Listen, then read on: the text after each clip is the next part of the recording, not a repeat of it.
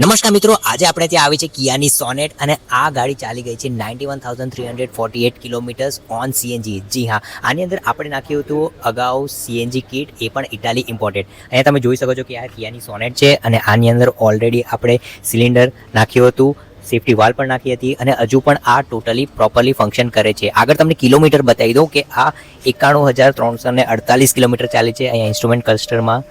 અને ગ્રાહકે ખાસ કરીને સીએનજી પર જ આ ગાડી ચલાવી છે. અને અહીંયા ઓલરેડી જો આપણે ચેન્જ ઓવર સ્વિચ પણ લગાવી હતી. આગળની સાઈડ આપણે ઇટાલી ઇમ્પોર્ટેડ સીએનજી કિટ લગાવ્યું છે. અહીંયા તમે જોઈ શકો છો કે 8 ફ્યુલ ઇન્જેક્ટર સિસ્ટમ લાગી ગયું છે, મેપ સેન્સર છે, ગેસ પ્રેશર રેડ્યુસર છે, વિથ ઇનબિલ્ટ ફિલ્ટર છે, ગેસ ફિલિંગ વાલ ત્યાં છે અને અહીંયા ECU લાગી ગયું છે.